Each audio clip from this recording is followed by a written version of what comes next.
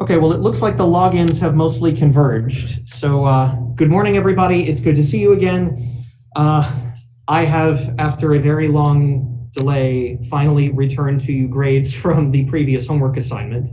My very sincere apologies for having gotten so behind. I know that this is not fair to you guys, and that sort of feeds into the rest of the discussion that we need to have about the rest of the semester. So before we dive into quantum mechanics, we've got a significant amount of housekeeping to discuss. So I would like to quickly recap how the homework went. I know that was so long ago, you probably don't even remember what was on it. So let me share screen for a moment. Okay. All right, so the solutions are now posted on Canvas, so you should be able to go take a look. Overall, the entire class did very well on this homework. The average was a 91% or something like this, and that includes some people whose grades were lower because they didn't complete every part of the assignment. So I think everyone did very well. The first problem on basic properties of unitary and Hermitian matrices, everyone handled pretty well. Some people did not fully answer part B. They calculated the commutator, they saw that it was not Hermitian, but they did not identify that it is in fact anti-Hermitian. So that was a small mistake that was pretty common. The rest of this went pretty well. Overall, people did very well, I think, with the expansion and comparison, showing that for non-commuting operators, when you exponentiate them, that it does not just factorize into a simple product. The easiest way to do this was to series expand, let's say, the left-hand side and the right-hand side to a given finite order and show that they don't agree. The disagreement comes essentially from having a specific ordering in the product where you get 2 omega 1 omega 2 versus when you expand the square, remembering that these guys don't have to commute with each other, you get something different. You've got a term with omega 1 omega 2 and a term with the other ordering. And that non-commutativity is the origin of that non-equality. Most people got that correct. You can also do the proof in a more general form using the binomial theorem. Many people also did this, and I was very pleased to see that. Everyone pretty much handled the unitary matrix quite well. Basis invariance of the determinant and trace, again, most people did very well. There were a few people who, I guess, got confused about what was being asked here. It was not sufficient to show an example of when these things are true. You have to show that they are true for any matrix that you can consider. So that was probably the most common mistake on this problem. Otherwise, it was very good. Everyone handled the most mathematically complicated problem extremely well. You guys really knuckled down and computed the eigenvalues and the eigenvectors. I have no complaints here. The last problem was perhaps the curveball. I know that you guys had probably not seen or interacted with the moment of inertia tensor before this. Ideally, this problem should not have required any external information from classical mechanics about what the moment of inertia tensor is. I wasn't concerned with little details about whether you discretize or keep the mass density continuous or any of these other small issues that might cost you points in a classical mechanics class. I wanted to see if you understood the idea of a linear mapping in a different context, a linear transformation, and could identify eigenvalues and eigenvectors and the role that they would play. So for this problem, the only real algebra you had to do was to actually plug in omega cross r for the velocity into the formula for the angular momentum, use the back minus cab vector identity. Most people got this expression. It was a little bit confusing for some people, I think, to try and expand this out and get the different components of the matrix. Probably the easiest thing, which many people did, was just to explicitly write out the x component of angular momentum in terms of the x, y, and z components of the angular velocity, and similarly. Alternatively, you can do it component by component. Let's see, so either way, you obtain an expression for what the components of that matrix are. The purpose of this was to get you to think about the matrix as a linear transformation, that it is a matrix which multiplies the angular velocity vector and returns back the angular momentum vector. And so in this context, this is exactly what we were talking about in class. You could write it out as a multiplication in a basis, or you could write it as a more abstract operator I acting on the vector omega. The purpose of this was to say, if this is a matrix like any other we've been discussing, and in fact it's a Hermitian matrix, then you know a lot about Hermitian matrices. In general, that Hermitian matrix is going to return an angular momentum that is not parallel to the angular velocity, except in very special cases. Those special cases are specifically the eigenvectors. So only if omega is an eigenvector of the angular momentum matrix will it return an angular momentum which is parallel to the angular velocity. And since you know that this is a Hermitian matrix, Hermitian matrices are always diagonalizable. And so that's the basis of saying there will guaranteed be three principal axes, which are the eigenvectors of that matrix. There must be three, and they are guaranteed orthogonal because the matrix is Hermitian. So that is how you know that there are principal axes and what they do. And the last question here, I think very few people saw where I was trying to go with this. You're always guaranteed that you can transform to a diagonal representation, but that doesn't mean that the moments of inertia are the same in multiple directions. So without any symmetry, you can always diagonalize the matrix because it's Hermitian.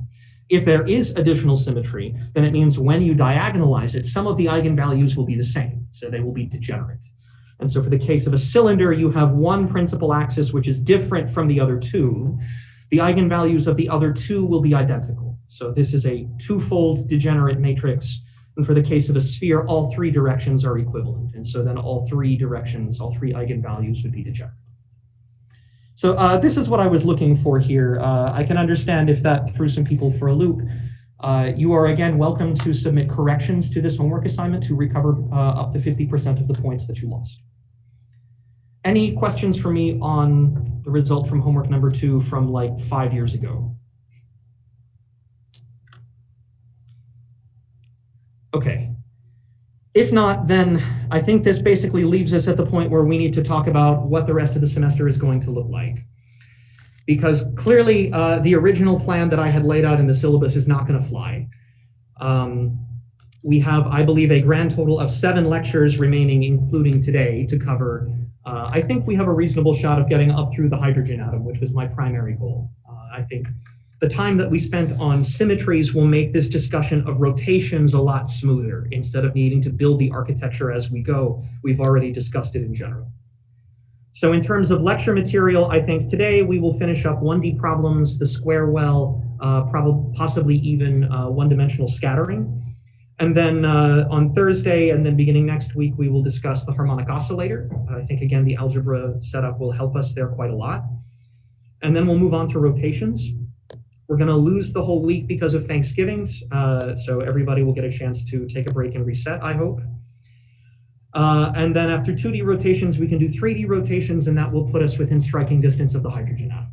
So that is my goal in terms of content by the end of the semester, to cover up through and including the hydrogen atom. So as far as grades and assignments, you guys have now had 2 homeworks graded and returned to you. You're working on the 3rd one, which I hope is going well. If you have questions for me, I'm happy to discuss during office hours, or just send me an email if you have other questions. Since you have so few grades at this point, and since it is abundantly clear that I do not have the ability to give you a midterm, I feel like the best option that I can do right now is to try and make sure you have enough homework assignments that you have practice opportunities on everything that we're going to cover. And I have to have a final. So in the syllabus, the grade distribution as laid out was here. It was planned to be 60% homework and 40% exams. If we had 1 or 2 midterms, then I think that would have been a fair way to do it. But I cannot conscience giving you a single final exam that is worth 40% of your grade. That would be abysmal. So my proposal is to re-weight each of these things to emphasize the homework. I would like to boost the homework to say 75% and drop the final exam to 25%. I'm not married to those numbers, but I want to decrease that below something that will be a single high stakes test that will completely tank your grade. This is my thought so far. You can see, roughly when I want to assign homeworks to you so that you will have, roughly the amount of time to do them that you had for previous assignments between a week and a half. If I have to make the homework assignments shorter, so be it, as long as you guys have a chance to practice the stuff that we have in class and make sure that you have enough grades at the end of the semester that you have some kind of meaningful average of how things have gone. Schedule won't work. I'm sorry? This schedule won't work. Okay. I need that weekend after finals to grade everything for my class where I'm instructor of record. Okay. Yes. And having us have homework due during finals and then a final after finals are over is an impossible schedule for us to maintain with our GA duties and our other classes. Yes, thank you for bringing that up. I had not factored in you guys also teaching and grading things. Okay. So I'm happy to accept comments, suggestions, whatever you think would be a better way to tweak this. I'm not married to any of this. I just want to make sure you have enough assignments that that no one assignment will, cause you to sink or float. So if you have suggestions that you'd like to offer now, then I'm happy to hear them. If you'd like to send me an email or something offline, we can certainly discuss that as well. But I intended this to be the start of a conversation. Please tell me where I'm off base and where this will not work. Maybe, we could drop one homework assignment and then replace it with the final, like on finals week. If that's possible. I see. So you're saying make it essentially all homeworks and treat the final as one additional homework that might take the place of another homework assignment. Something like that, yeah. Or replace homework 5 with the take-home final. Do you think that would give you enough grades that it would not be unreasonable? I mean, none of this is reasonable. None of this is fair. And I feel extremely bad for you guys. So maybe if you made it 80-20 and then the homework is the same weight as the final. So we'd have 4 homeworks, which are 80% of the grade. And then that 5th homework / final would be 20. Yeah, that's about the equivalent, I think. Or what happens in upper division classes, or not upper division, PhD level classes, is there are no tests. There's only homework and sometimes a project. This semester I don't have a project in my condensed matter class. I only have homework, so we could be graded only on homeworks. Honestly, I would prefer something like that. So there is precedence in the department to grade us only on homeworks this semester. And, if I have to have something that is called a final, I have no problem doing what Sarah suggested and making it called a final, a take-home final, but is essentially identical in practice to a homework. Okay, thank you guys for the feedback on this. Is there anything else that you want to say now? Otherwise, please send me emails or something and we will continue this and I will come back to you with a revised schedule that is hopefully more reasonable. Okay. Thank you guys very much. Can you send us this schedule? So this is currently posted on Canvas. I should be able to show it to you. I'm sure we can find it. I put it in the important links at the top. Yeah, so it's here, end of semester plan. So I will adjust this based on your feedback and see if we can come to some kind of consensus. My only concern now is being as fair to you guys as reasonably possible given inherently unfair circumstances. Okay, thank you guys for the comments and feedback on this. Do you have any other questions or concerns that you want to raise to me now? I just want to be really clear that I am flexible on due dates. I understand this has been chaos the entire time and I am not one to cast stones, especially this semester. So when assignments are due on Canvas, I will not lock anyone out of the ability to submit it. It will be due on a certain date, but you should always be able to upload it. I have not yet taken a single point off anyone's assignments for being late. I don't think I'm going to end up doing that the rest of the semester. So as long as you can reasonably submit it, I don't care terribly much whether it is on the due date or a little bit thereafter. And I intend to still give you as much opportunity as possible to go back and resubmit corrections so that it is not a single shot hit or miss on any of these things.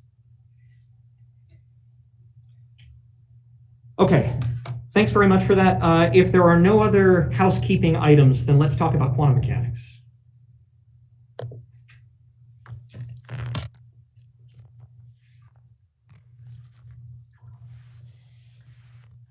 Okay.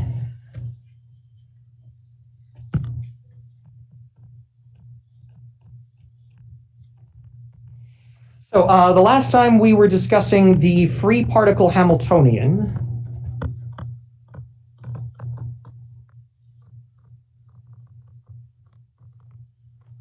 which is just h equals p squared over 2m. And we use this to discuss the time evolution of the Gaussian wave packets.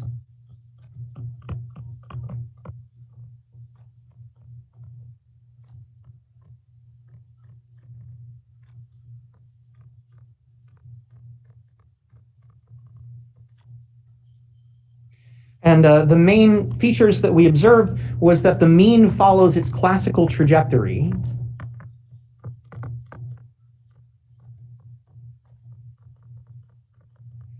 And this was a general feature known as Ehrenfest's theorem. So that quantum mechanics on average tends to look like classical mechanics, but it's the event-by-event fluctuations, the quantum fluctuations, that make it fundamentally different. We saw that feature in particular through quantum diffusion, where the width of the wave packet, or in other words, its uncertainty, delta x of t, grows with time. But interestingly, even though the position uncertainty got larger, that meant, since the wave packet was always a Gaussian, that its momentum uncertainty became smaller. And that led to an eventual evolution of the quantum state to the eigenstate of the Hamiltonian, or to the eigenstate of the momentum operator.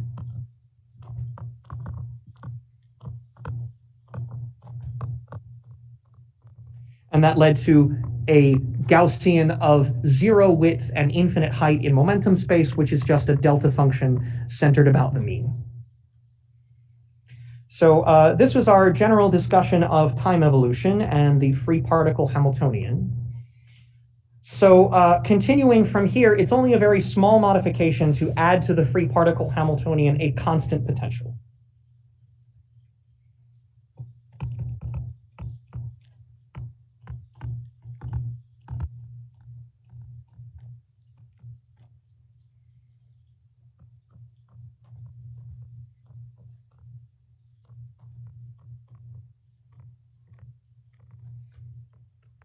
So v of x was a constant v naught times the identity operator.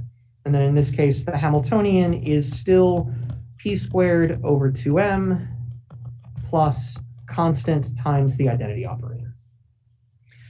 Since the operator that you've added by adding a constant potential is the identity operator, the eigenstates of this Hamiltonian are still the plane wave states. They're still eigenstates of momentum.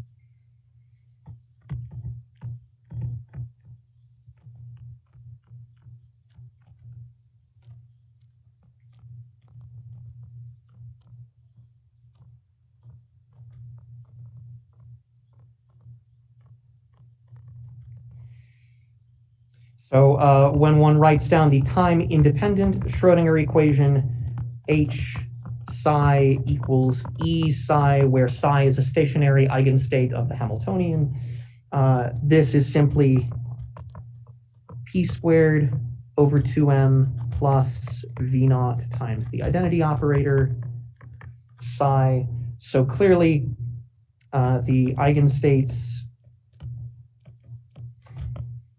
are the plane waves p, and the energies are p squared over 2m plus that constant v naught, with the wave functions p projected onto the position basis x, given by a normalization factor 1 over 2 pi h bar inside a square root, e to the I over h bar px. So these are our wave functions psi of x. And the only thing that one really needs to specify here is what is that value of the momentum, or equivalently, what is the wave number for a given value of the potential and a given value of the energy. So K is P over H bar. So if I have in general E equals h bar squared k squared over 2m plus v naught, then I solve this to get the wave, man, I still cannot write a k. Wave number k, which is square root 2m energy minus the potential over h bar squared. So as long as the energy is larger than the potential, this square root goes through unchanged, and the case with a constant potential is almost no different from the free particle with no potential. If energy is greater than V naught, the plane waves are traveling waves with k real.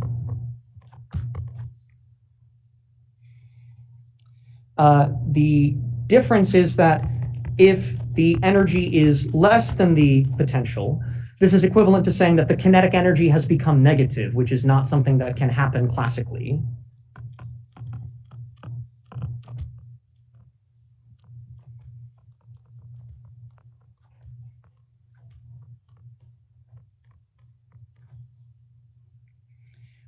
Then the plane waves become decaying evanescent waves instead of traveling waves. So then k becomes imaginary.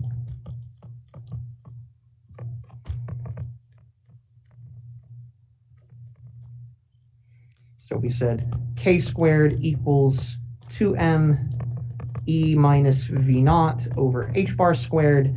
If this is negative, then this is negative 2m v naught minus e over h bar squared.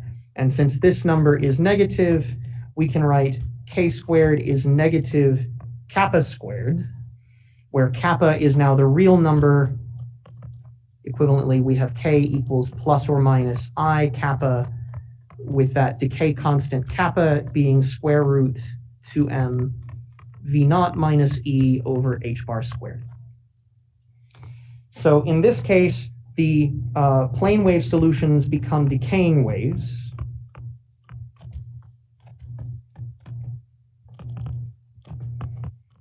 These are sometimes mentioned as evanescent waves in the context of E&M. So these solutions are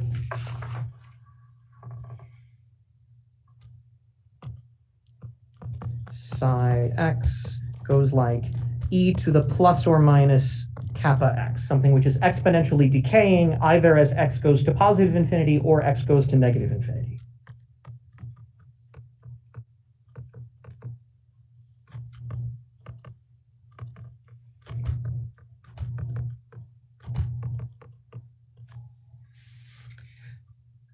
So let's note that there are two degenerate solutions for a given energy.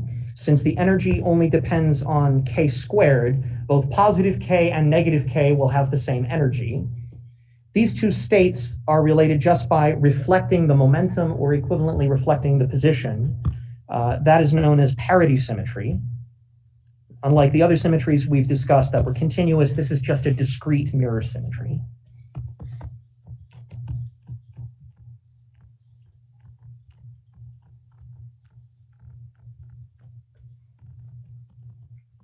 Plus k and minus k, or plus kappa and minus kappa. These are related by discrete parity symmetry.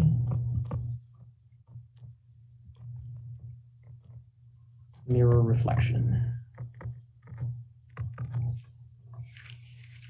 Okay. So the general solution that we find then is that for energy greater than the potential, the wave function psi of x is some linear combination a e to the I kx plus b e to the minus I kx. For energy less than the potential, we have the decaying solutions psi equals a e to the kappa x plus b e to the minus kappa x. And in this case, the plane wave has wave number square root 2m E minus V naught over H bar squared. And if it's decaying, the decay constant is that same quantity with a minus sign, V naught minus E over H bar squared. So the same description that we used for plane waves as the solution of the free particle Hamiltonian will generalize nicely to the case of the constant potential. There's one caveat, which is that you cannot allow the wave functions which are exponentially blowing up in your phase space. So note, for the case of these exponential functions, you can only allow them to exponentially decay. You cannot allow them to exponentially blow up.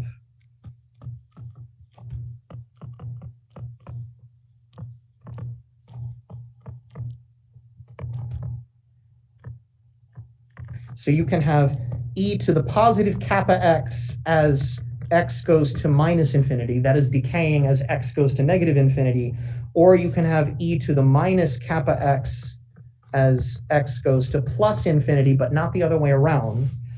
The reason is that those wave functions blow up so fast they are not normalizable. So they do not belong to our Hilbert space. They are not part of the vector space, because you cannot construct a dot product for something that blows up so fast towards infinity.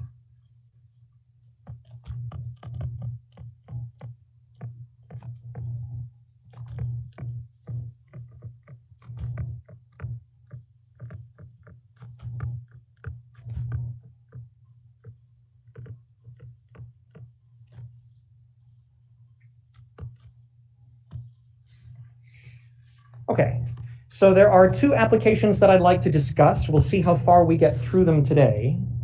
The first one is the standard square well potential.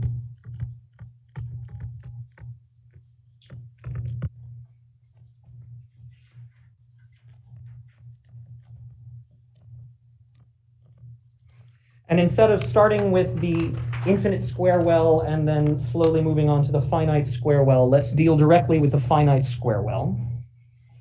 So let's consider a potential which is v of x versus x, which is some constant value v naught for negative values of x. It drops to 0 at the origin, and then after some finite length L, jumps back up. So you have some confining potential that wants to trap wave functions inside it. So the potential is v of x equals v naught for x less than 0 is equal to 0 for x less than L but greater than 0, and it is again equal to v naught for x greater than L.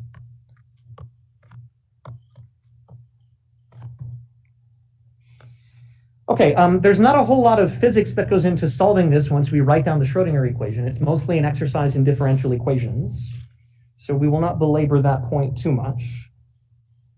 So if the energy E is greater than V naught, then in all three regions, the solution is a traveling wave.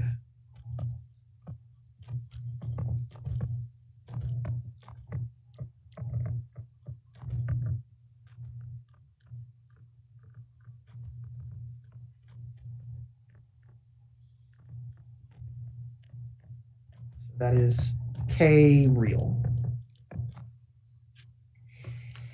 So we can write down the general solution then. Psi of x equals,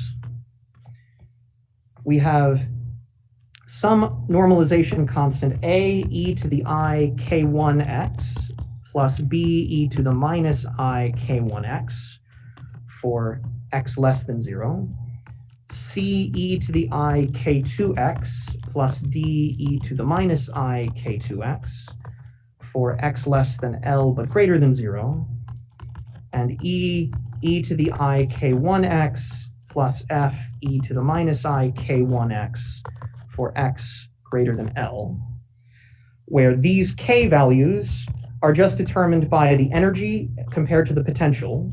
So there are only two different values. Since the potential is at V naught in both region 1 and region 3, we have one wave number here, and we can potentially have a different wave number here in the middle. So we already have the expressions for what these wave numbers are. K1 is that reduced value, so it is 2m energy minus the potential divided by h bar squared, and K2 is the full kinetic energy of the particle because the potential is 0.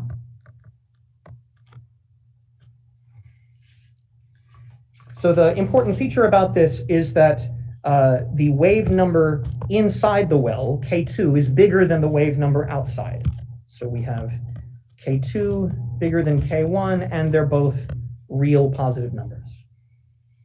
So if I go back to my picture of the square well, my solution is going to look something like I have some wave here.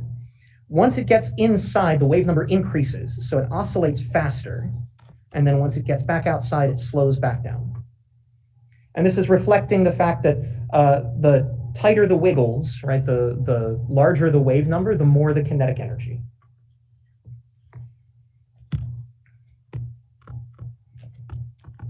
More kinetic energy equals more wiggles. Larger wave number.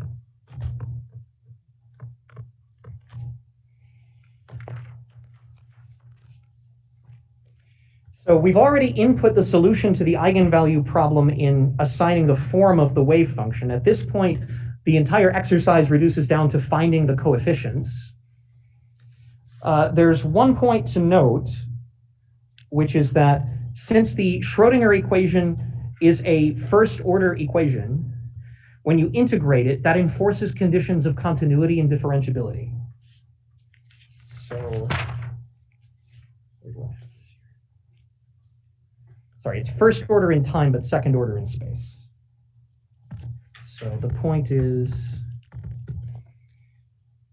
the time-independent Schrödinger equation, which in this case was minus h bar squared over 2m d squared psi dx squared plus v of x psi of x equals e psi of x. If I express this in terms of the derivative, solve it for the left-hand side. So on the right-hand side, I have 2m e minus v of x over h bar squared with a minus sign psi of x. So essentially, solving the Schrödinger equation is going to take whatever you have for the potential and integrate it. There are two derivatives on the left-hand side, and that means whatever structure there is in your potential is going to get smoothed out. In particular, if your potential is smooth, then the wave function will be smooth. But even for cases where your potential is discontinuous, it has this jump at the edge of the well, that discontinuity is going to get integrated twice. And integrating it twice is going to make it continuous in the first place and then differentiable in the second place. So integration smooths out jumps in v of x. So let me mention two specific cases that will be of use to you. If v of x possesses finite jump discontinuities,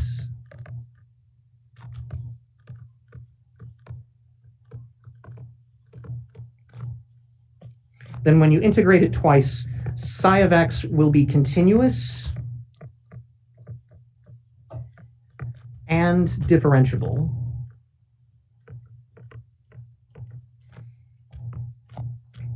The other case is if there is an infinite jump discontinuity.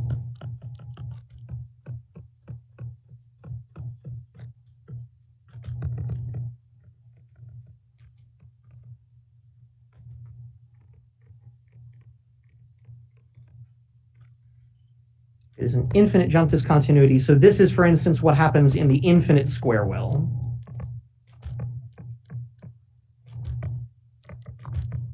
V naught going to infinity, or a delta function potential, which is something you might see on a future homework assignment.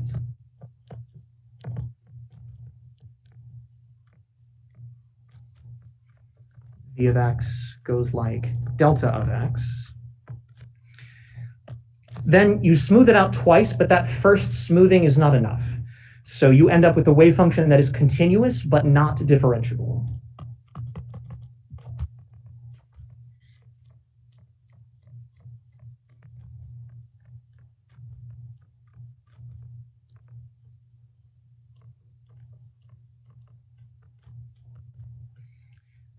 Most of the time, you're going to be living in this world where your wave function is going to be both continuous and differentiable.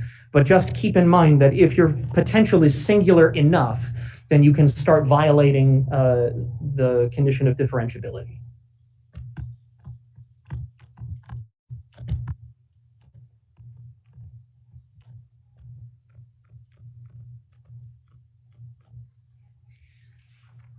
Okay. So these two conditions of continuity and differentiability are the only things left that we need to enforce to find relations that determine these overall coefficients. So there are two jumps in the potential. There are jumps at x equals 0, and there are jumps at x equals L. From demanding continuity, I get a plus b equals c plus d. Maybe let me copy the wave function so we can discuss this. Down here. Yeah, so if I just set x equal to 0 and I require this line equal to that line, I get my continuity condition. Similarly, continuity at the other edge, x equals L.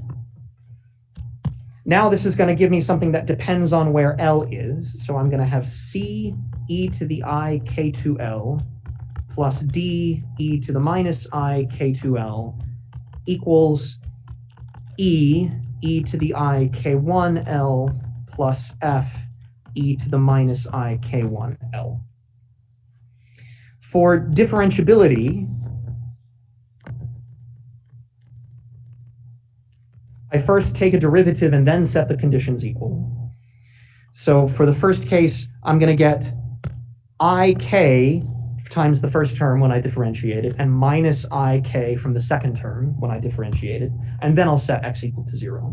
So I'm going to end up with ik1 a minus b from the first region, and similarly from the middle region, I'm going to get ik2 c minus d.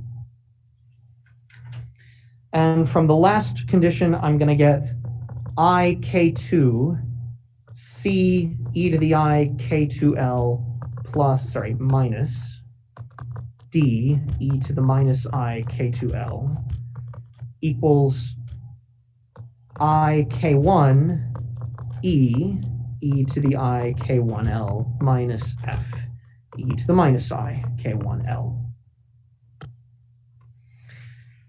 Okay, so in the spirit of what the chair of my undergrad department liked to call Italian mathematics, let's determine how many constraints we have and how many unknowns there are to figure out how solvable the problem is. So there are 6 unknowns. A, B, C, D, E, and F, and we have 4 constraints.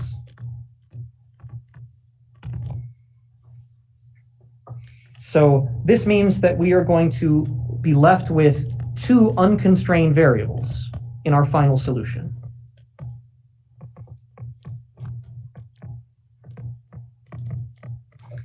And that's reasonable to expect. So this is similar to what we had for the solution of the free particle in the first place, when we had psi of x equals a e to the I kx plus b e to the minus I kx. So just like there were 2 undetermined coefficients for the general solution here, there will still be 2 undetermined coefficients in the positive energy solution for the square law. It's worth noting that normally we would have one additional constraint, which is normalization.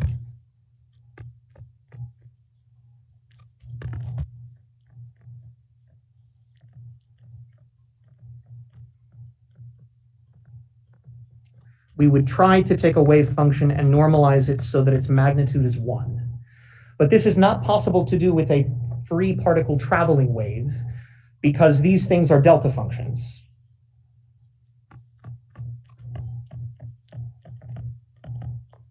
not possible for a traveling wave solution.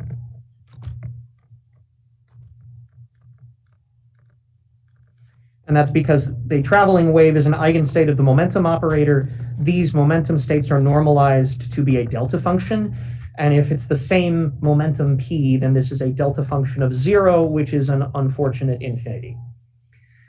So we don't have a controlled way to normalize these wave functions. There are ways around this, but I just want to emphasize that when we do the negative energy solutions or the bound states, we will have a valuable normalization condition. But for the positive energy solutions, which are unbound, we do not. Okay, this is about everything I wanted to say about the positive energy case. I guess note that even if you normalize this, for instance, by putting it in a periodic box with periodic boundary conditions, there would still be one overall unconstrained coefficient. So the fact that you have more variables than you need means that your energy is continuous. The energy is not quantized for the unbound states. Let me say it this way. No extra constraint condition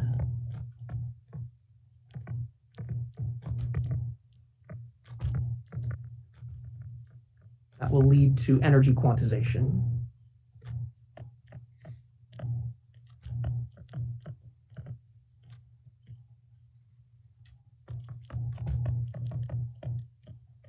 So the energy spectrum is continuous.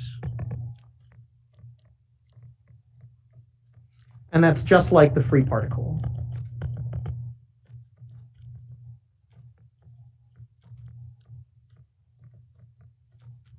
Whose energies E equals h bar squared k squared over 2m can be anything, because k can be any real number, or any positive number if I separate the left and right traveling solutions.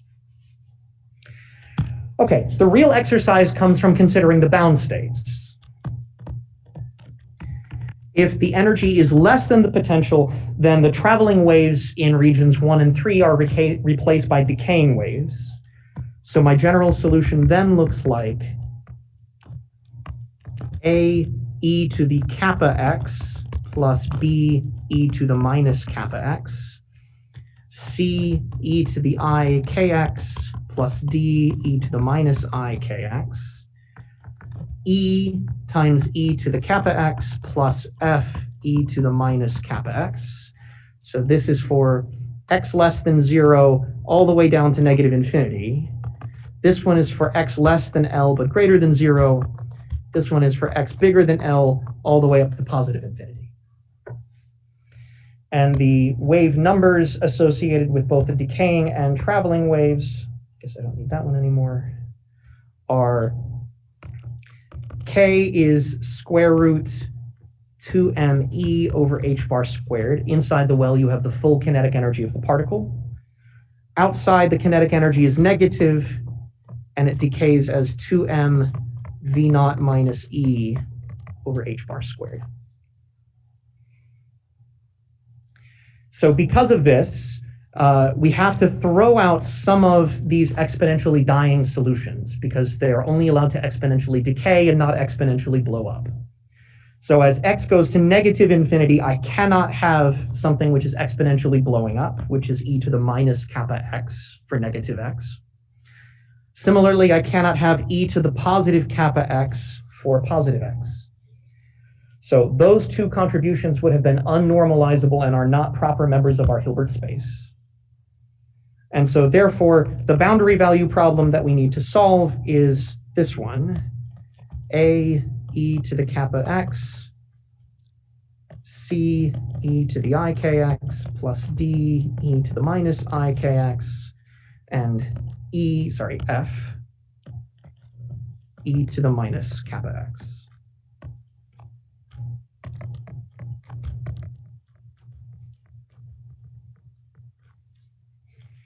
So now, if I count my constraints and I count my number of free variables, we have 4 unknowns. And I have 4 conditions, 4 constraints from continuity and differentiability. And I have now the ability to normalize the state. So that is a total of 5 constraints on 4 unknowns. And this is the indication that the solutions will have quantized energies. So the system is over-constrained.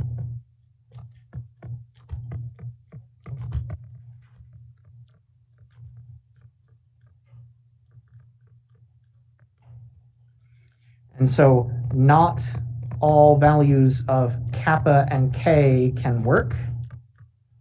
Equivalently, not all values of the energy E. Only certain values will be consistent with the Schrodinger equation.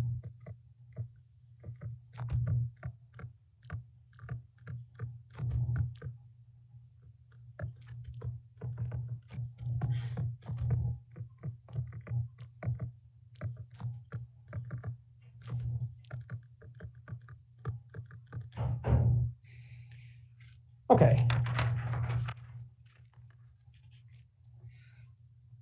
So visually, my solution for the square well is going to look like this. So I have v of x versus x. For an energy which is below, down here, my wave function is going to be decaying towards x goes to negative infinity exponentially. It's going to go like e to the plus kappa x.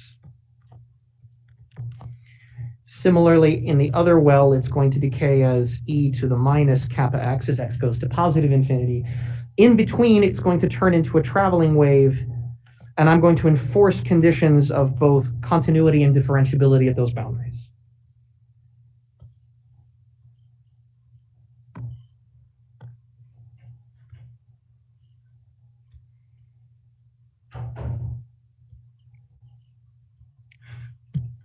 Okay, so my 4 constraints are at x equals 0.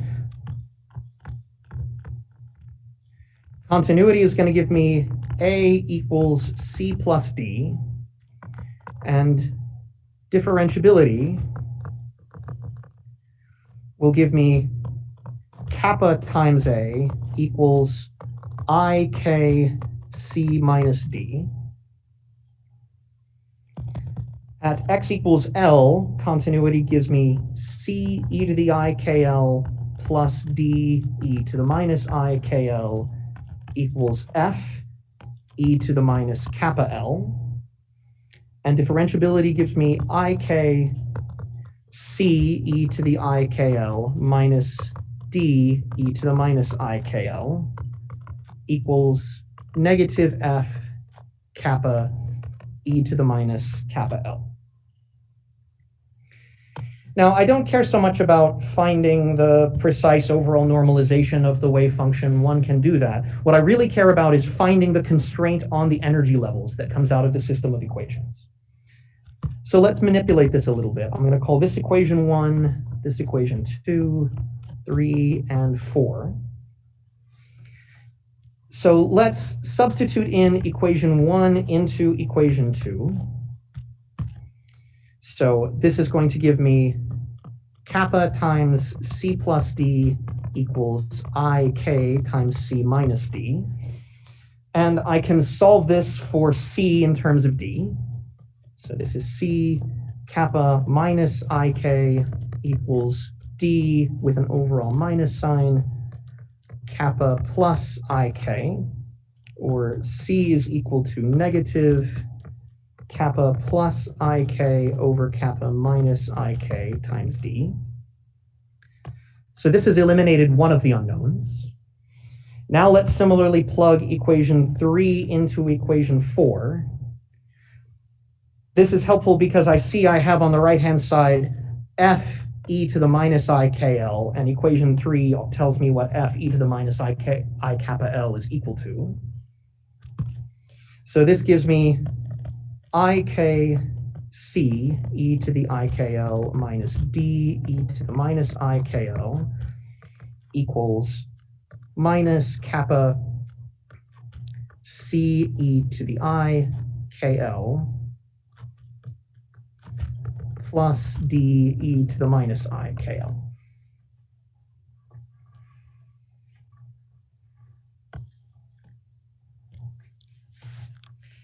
Okay, so let's massage this a little bit. So if I group the terms containing C, then on the left-hand side, I have ik e to the ikl, and coming from the right side, I have plus kappa e to the ikl.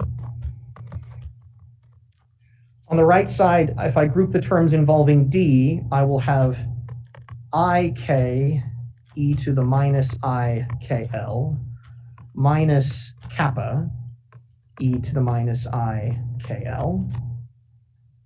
So this is C ik plus kappa e to the ikl equals negative D kappa minus ik e to the minus ikl. Okay, and now let's plug in the constraint found before. If I call this equation 5, and now I plug in equation 5 to eliminate C, then what I have is minus kappa plus ik squared over kappa minus ik times D e to the ikl. On the right-hand side, I have minus D kappa minus ik e to the minus ikl. And now we see where the magic is happening, because that coefficient D drops out entirely. So the constraint that remains is a constraint on the energy levels. It is a constraint on the allowed values of K and kappa, not a constraint on the values of the coefficients themselves. So I can rearrange this to write it as kappa plus ik squared e to the minus ikl. Let's even cancel that pesky minus sign, equals kappa minus ik squared. Sorry, this was e to the plus ikl on the left side, e to the minus ikl on the right side. Okay, this is our constraint on the energy. We just need to figure out what it's telling us. It's helpful to remember that this is a complex valued equation. So when I have complex number on the left equals complex number on the right, this is constraining both its real and imaginary parts.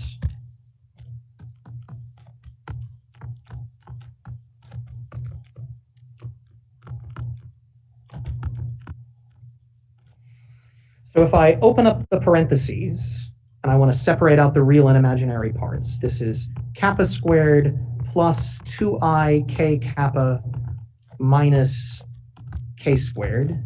And the exponential is cosine kl plus I sine kl. On the right-hand side, I have kappa squared minus 2i k kappa minus k squared, cosine kl minus I sine kl.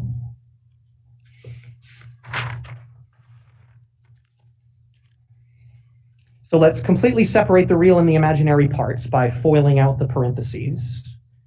For the real part, I have kappa squared minus k squared times cosine kl, as well as 2i k kappa sine kl.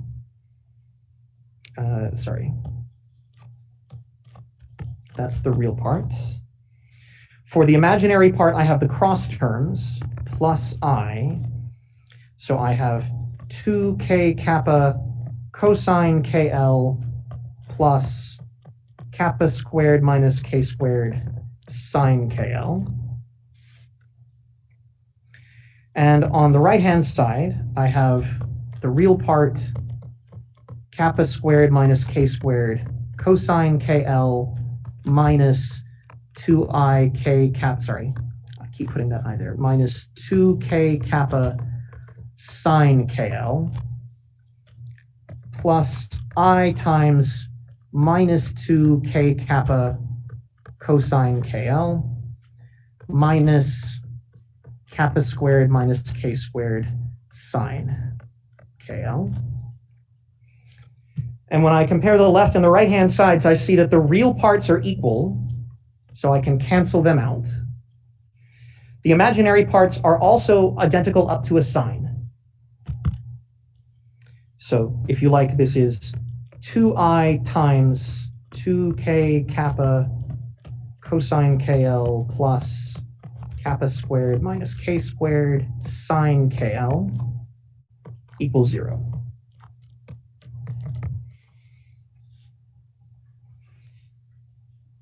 And dropping the overall coefficient, which does nothing for me, I can rearrange this expression to get my quantization condition.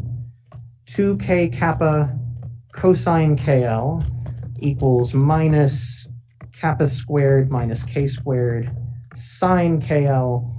And this is sometimes written as,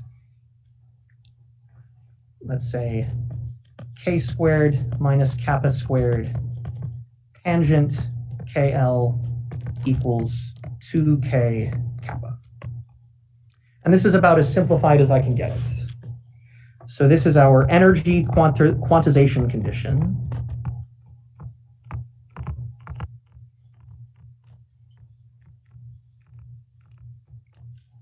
And this is not an equation that you can just solve. This is a transcendental equation because I have a non-algebraic function like tangent on one side, and I have algebraic expressions like 2k kappa on the right-hand side. So you will never be able to solve this thing by hand.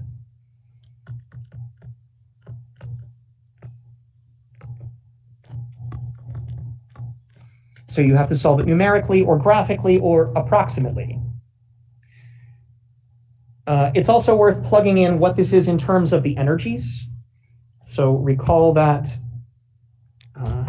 h bar squared k squared was equal to 2me, and h bar squared kappa squared was 2m v naught minus e.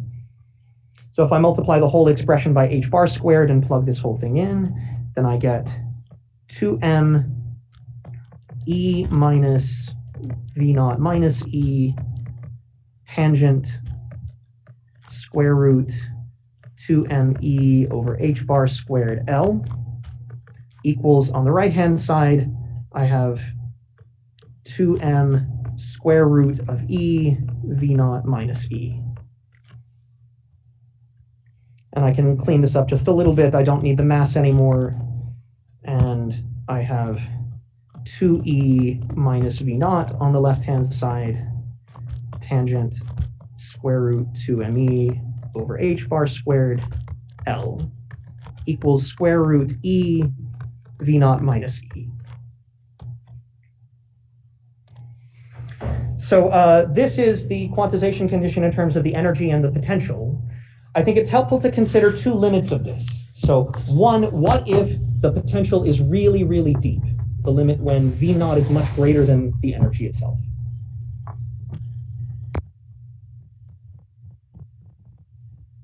Consider two simplifying limits.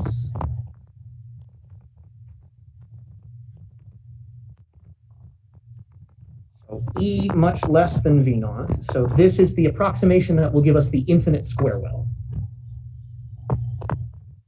Essentially V naught going to infinity, the infinite square well.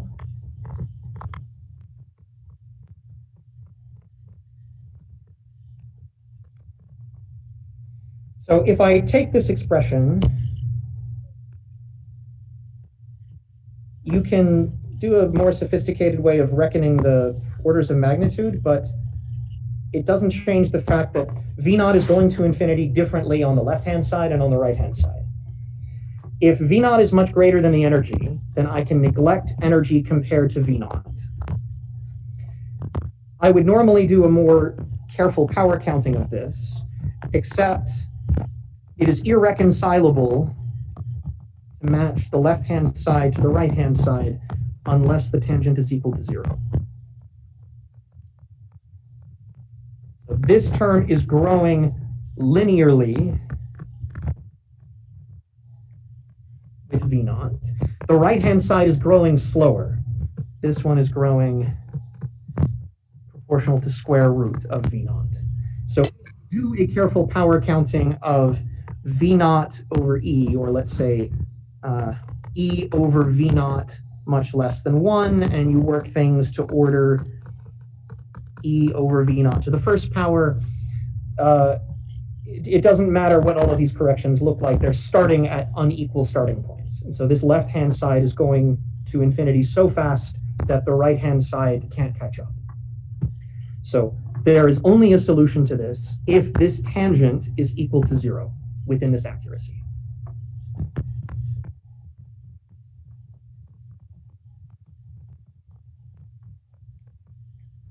Tangent square root 2me over h bar squared L is equal to 0, with that 0 being, I believe, order,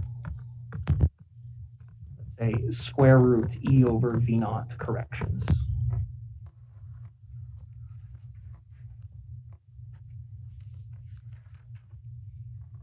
And so this gives us the standard energy levels of the infinite square well. So if the tangent is equal to 0, that only happens when the sine is equal to 0. That only happens when the angle theta, 2me over h bar squared L, is equal to n pi. Sine theta is 0 at 0, and it's 0 at pi, and every integer multiple of pi.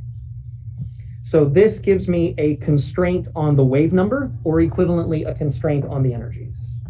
So if my wave number is k square root 2me over h bar squared, then my constraint is k equals, or kl equals n pi, k equals n pi over L. And therefore the energies are equal to h bar squared k squared over 2m, which is h bar squared pi squared over 2m L squared times the integer n squared. So this is the standard solution to the infinite square well.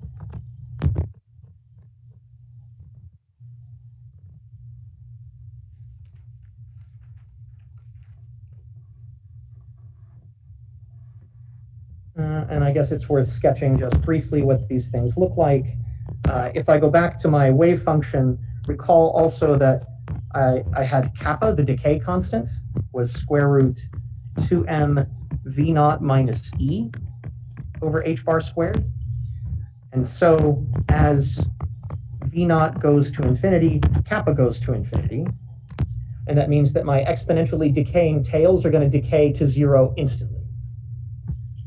So that means the form of my wave function, psi n of x, is going to be 0 and 0 on the two edges, because my e to the minus kappa absolute value of x goes to 0 in that limit.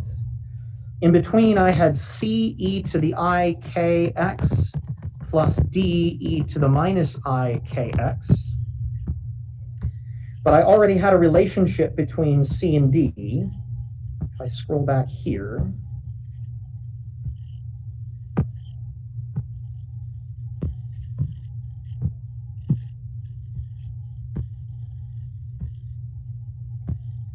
so if kappa is going to infinity in this ratio, then I can drop k in comparison, and then I have kappa divided by kappa, which gives me 1. So in this e much less than v naught limit, I get c equals minus d. And that means in this middle region, this is 2 times d times sine of kx.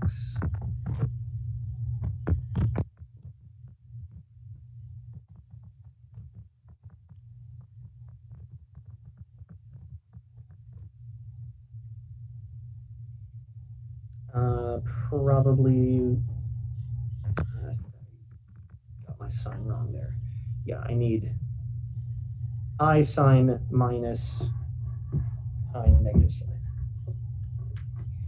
Okay, yes, so this gives you the standard sine function solutions with some overall normalization constant that you can fix at the end of the day. I'm not too worried about that.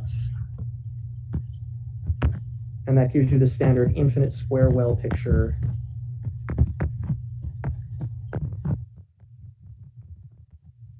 If the height of the well is infinite, or if I'm considering energy levels that are very low compared to the height of a finite square well potential, then the solutions are starting with Kn equals n pi over L, n equals 1 to dot, dot, dot, dot. I could have n equals 0, but if n equals 0, there is no wave function there. So that's sort of, I don't want to say non-physical, but trivial and non-interesting. N equals 1, n equals 2, n equals 3, and so on. And the energy levels we saw are spaced quadratically proportional to n squared.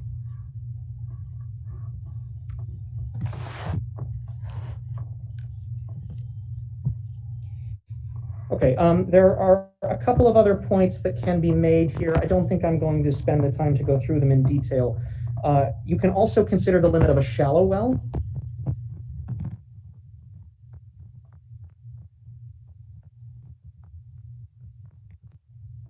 If the energy is just slightly below the potential. So that is energy minus the potential, or let's say potential minus the energy. This is just a little bit bigger.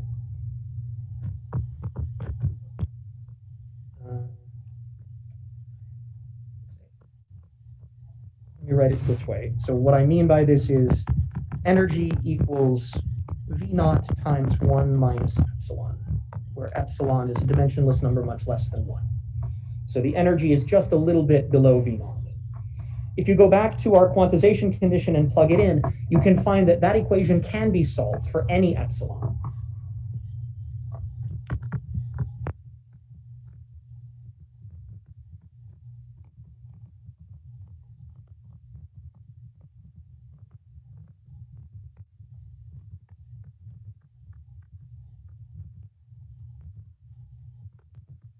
So I work out the algebra for this in the notes, but if I work to order epsilon,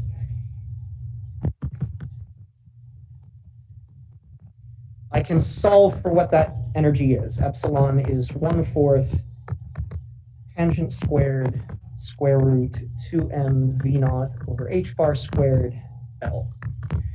So that means that it is possible to find a bound state solution for any even tiny well. It doesn't matter how weakly binding the potential well is, it's always possible to trap a particle inside in one dimension. So this is the statement that there is always at least one bound state.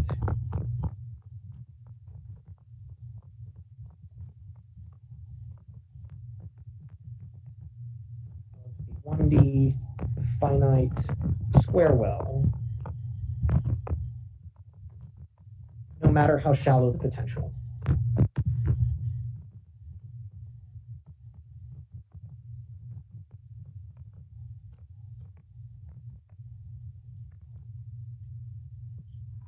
Another interesting thing that you can do is compare the ground state energy that you get from actually solving the Schrodinger equation in the infinite square well with the uncertainty bound.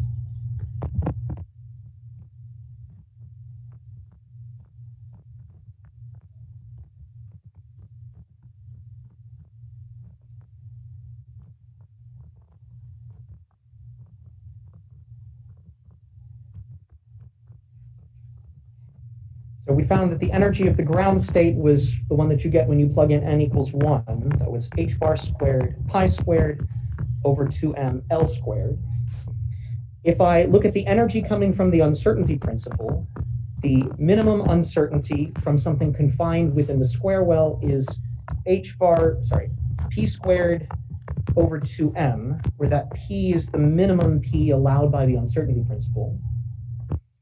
For a Gaussian wave packet, that minimum uncertainty was h bar over 2 times delta x, the uncertainty in the position. If I've squeezed the wave function to fit inside the well, then I know that its position uncertainty cannot be any larger than L. So that is delta x must be less than or equal to L. And that means that my energy must be greater than or equal to, the minimum is equal to h bar squared over 2m L squared. And if I compare the actual ground state energy with the approximate energy, special case when L is very small. Yeah, so there's a nice question from Muhammad Ali who's asking about the limit when the width of the square well goes to 0. Yes, that is very interesting. It is most interesting in the case when the width goes to 0 and the depth goes to infinity. Then you are generating a delta function square well. And that is a case which is nicely solvable that I'm thinking about giving you guys for a homework assignment. Okay, so the point that I was driving at here was that the energy of the ground state is equal to pi squared times the minimum energy allowed from the uncertainty principle. So this is about an order of magnitude greater than the minimum energy allowed if the wave packet were a Gaussian. So you see that because you have squeezed the tail of something so that it is now cut off rigidly at the boundary, instead of allowing something to smoothly decay out like this, you have increased the minimum energy compared to what it would have been for a Gaussian by an order of magnitude. Okay, I see that we are down to the last 2 minutes here, so I'm not going to have time to start the scattering off the potential barrier.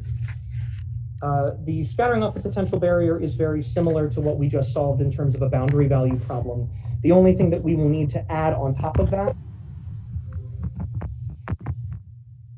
is we will need to define the notion of probability current.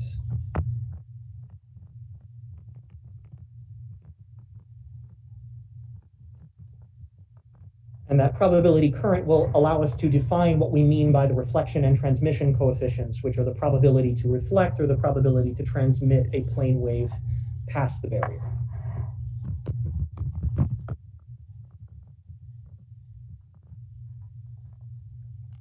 So in the remaining 2 minutes, let me simply recap our discussion from the beginning of class for anyone who might not have been here. We had a lot of housekeeping business to go over.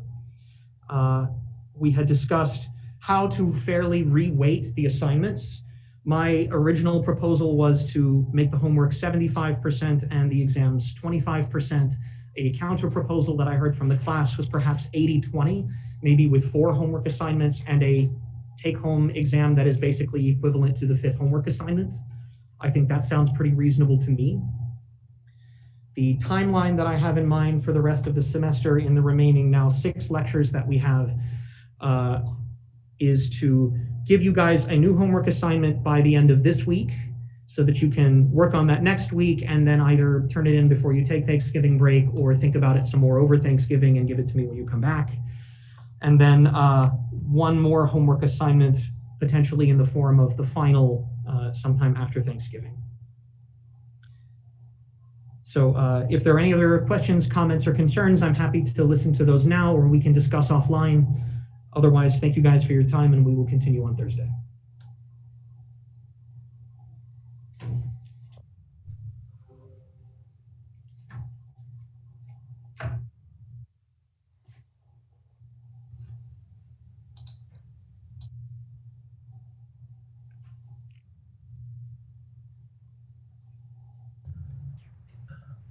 Dr. Seward, would you be available in your office hours at Zoom? Okay. Give me 15 minutes to go upstairs and get set up, but yes, you can join sure, the room. Thanks. Okay. Thank you. No problem.